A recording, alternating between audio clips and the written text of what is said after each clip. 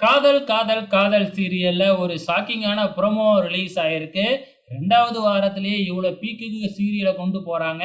இப்ப ஸ்வேதாவுக்கு விருப்பம் இல்லாம ஒரு கல்யாணம் நடந்துகிட்டு இருக்கு இல்லையா? அதுக்கு ஏத்த மாதிரி அதாவது ஸ்வேதாவுக்கு ஏத்த மாதிரி அந்த மாப்பிள்ளை பையன் வந்து பார்த்தீங்கன்னா, நெருப்ப பார்த்தாவே பயந்துகிட்டு அம்மா அம்மான்னு ஓடுறான். அதாவது வந்து பார்த்தீங்கன்னா, சின்ன பிள்ளைங்க மாதிரி பிஹேவ் பண்ணிக்கிட்டு இருக்கிறாப்ல மாப்பிள்ளை. ஸோ இத பார்த்த உடனே ஸ்வேதாவோட அம்மா, "என் பொண்ணுக்கு என்ன இப்படி ஒரு மாப்பிள்ளைய பார்த்து வச்சிருக்கீங்க?" அப்படின்னு சொல்லி நம்ம அர்ஜுனோட அப்பாவ பார்த்து கேள்வி கேட்குறாங்க. உடனே பாட்டி இருந்துகிட்டு வந்து பார்த்தீங்கன்னா, அந்த மாப்பிள்ளை குடும்பத்த உடனே இங்கேருந்து கிளம்ப சொல்லிடுறாங்க. இப்ப ஸ்வேதாவோட கல்யாணம் நின்னு போகுது. உடனே ஸ்வேதாவோட அம்மா நாடகத்த ஆரம்பிச்சுடுறாங்க. "என் பொண்ணோட கல்யாணம் இப்படி நின்னு போச்சே, இனிமேக்கு யாரு என் மவள கல்யாணம் பண்ணுவா?"